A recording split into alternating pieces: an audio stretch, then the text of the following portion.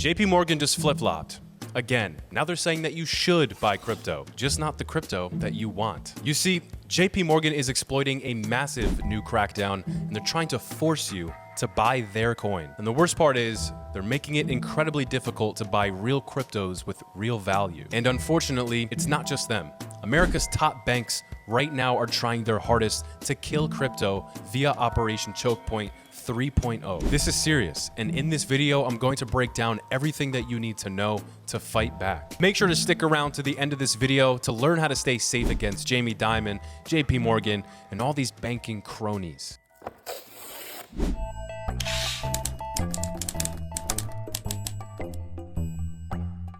Welcome to the Coin Zone, where we uncover the hidden truths behind crypto and money. I'm your host, Crypto with Paul. JP Morgan, one of the world's biggest banks, are cashing in right now with their shiny new crypto tools, the JPM coin and the JPMD. Launched in October of 2020, JPM coin is a digital token for big business clients and cross-border payments. This is all done on a private blockchain that they control. No wonder they're trying to come for Ripple and XRP. By 2024, the JPM coin was doing $2 billion of transactions daily. Jumping forward to this year, in June of 2025, JP Morgan introduced JPMD. This is a token on Coinbase's public base blockchain, letting companies settle payments or join the blockchain party safely. They also partnered with Coinbase to allow customers to buy crypto using their bank accounts and explore loans in Bitcoin. They're also earning fees while meeting client demand. Sounds good, right? Here's where it gets fishy. At the same exact time, Jamie Dimon would go on the news and publicly bash crypto and Bitcoin. He called Bitcoin a fraud back in 2017, and still, January this year, he said that it's a platform used by criminals. Seriously, check out these clips. Bitcoin itself is a hyped up fraud. It's a pet rock. Or remember when he said back in July that he doesn't believe in Bitcoin?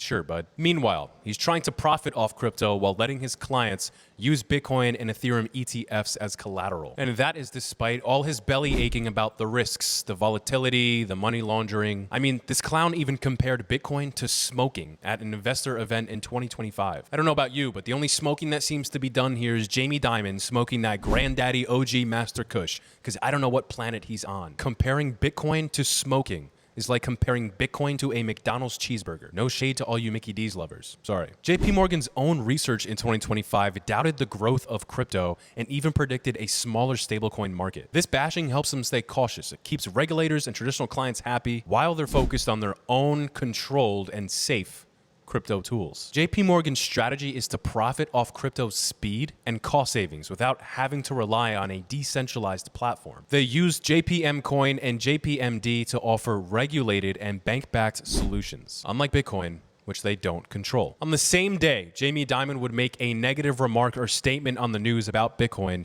JP Morgan would be buying Bitcoin using offshore accounts so no one would really know. And yes, if you were curious, that is completely legal. Why does he do this? Well, it distances himself and JP Morgan from the wild side of crypto. This protects their reputation while slowly dominating the institutional space. It's a smart way of making money on crypto's tech while at the same time steering clear of all of crypto's chaos. But here's where it really gets scummy. With this new crypto crackdown, Chokepoint 3.0, what JP Morgan is doing, all they're really doing is putting pressure on you to buy their shitcoin without having the ability to buy the cryptos that you actually want.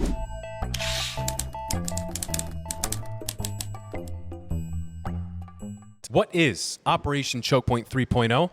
I'll tell you. Operation Chokepoint 3.0 is a term coined by industry experts like Andreessen Horowitz's Alex Rampell to describe a new wave of tactics by major U.S. banks like JP Morgan Chase and Bank of America to limit crypto and fintech companies' access to traditional banking services. In other words, it's their scheme to get you to stop buying and selling crypto. They do this by utilizing high fees and restrictions to make it very, very difficult for these crypto firms to get anything done. You thought trying to do business in California was bad.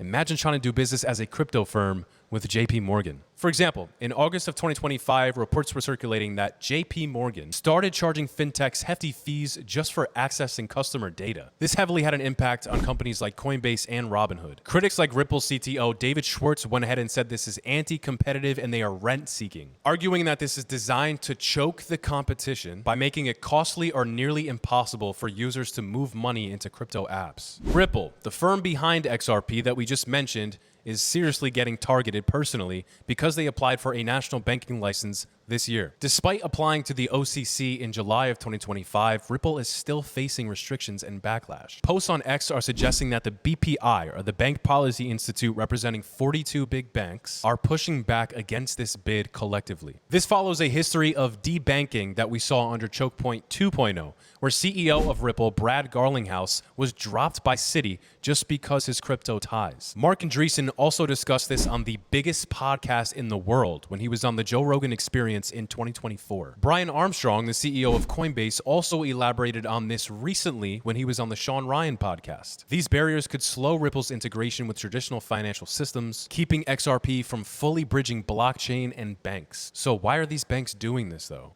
Well, it's all about control and competition. Big banks see crypto as a threat to their dominance, so they're utilizing their payment systems to slow this down. They do this by charging high fees or just blocking access entirely. They make it harder for crypto startups to grow, protecting their own profits. However, the crypto industry is fighting back. We have guys like Tyler Winklevoss of Gemini calling out JP Morgan's tactics, and now Trump is signing an executive order to put an end to all this. Operation Chokepoint 3.0 just shows the ongoing battle between TradFi systems and crypto firms. With companies like Ripple pushing for legitimacy and this current backlash that we see from that, we know that this fight is far from over. So, what is the history between Operation Chokepoint 1.0 and 2.0? And how did smart money survive these crackdowns?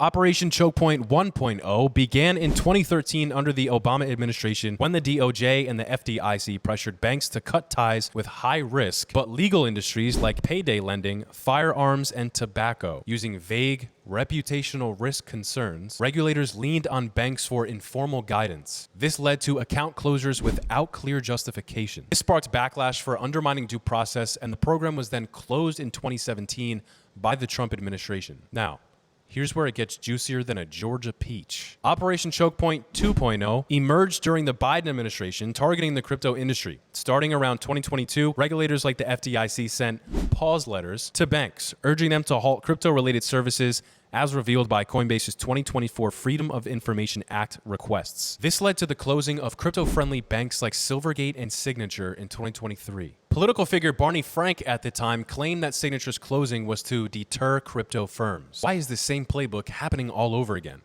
Well, it's because crypto is closer than it's ever been to completely taking over the traditional financial system. The banks are scared. I'm talking more scared than Nancy Pelosi's face when she was asked about insider trading a few weeks ago. Right now is the time for the crypto industry just to continue moving forward. Legislation is continuing to happen behind the scenes. We already got the Genius Act passed. We're getting the Clarity Act soon, probably next month. And the banks will be left in the dust, sitting on their butts with their nice little horse and buggies as we zoom past them in our nice gas or battery-powered cars. Right now is also the time for you to lock in. Don't fall for any of the bank's tricks. And if you're going to hold crypto, hold it in a self-storage wallet. Don't rely on the JP Morgans or the Bank of Americas to hold that crypto for you. The future is in your hands, literally. The last thing that you can do to ensure that you don't get messed over by these banks is to subscribe to us here at the Coin Zone and make sure to follow us on social media. Once again, you're watching the Coin Zone. I'm your host, Crypto with Paul, and I'll see you guys in the next video.